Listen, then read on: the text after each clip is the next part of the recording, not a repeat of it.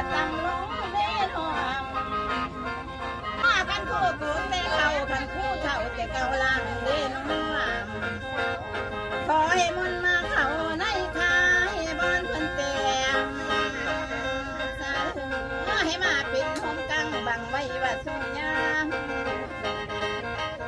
สาธุเด้อขันแม่ลินบอนก็ให้แม่นั้นมาหาเปียงเลยเด้อขันแม่โกปิ้นแข็งก็ให้แม่มาซอยขันให้แม่หันมาเข้าในคายจะคุ้มควางโอ้ยสนามหลวงใหญ่กว้างมีมดเจ้าไม่หลวงมาดีหลวงขันไม่เดียวนี้นั่นพาพอสู่เลยวงดีหนัวขันแม่ละฝันเจ้านั่นไปโอ้ยโอ้ยฟังความกันมา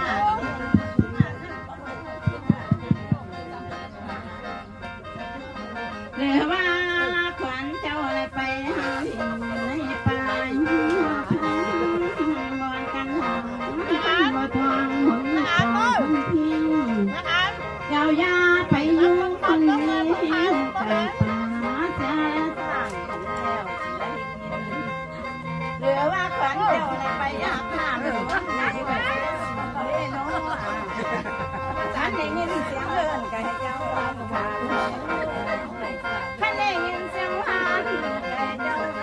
ลูกแม่โอ้ยขวัญเจ้าอะไรอย่าไปหาเที่ยวกันเจ้าอย่าไปหาสอนขันอยู่ในป่ามีเจ้าอย่าไปหานี่อยู่ในป่าสวนนอนเจ้าอย่าไปหานอนขันอยู่ในป่าใครให้เจ้ากลับมาอยู่เฮือนของเจ้าให้เจ้ามาอยู่ล่างของเจ้าว่าดังขันบนดอกเจ้ากะยาสิลงไปหน้าเล่นหัวขันบ่าห้องเจ้ากะยาสิลงไปกันละก่อนจะไปกะจังไปขี้ไปกว่ากะจังกว่านี่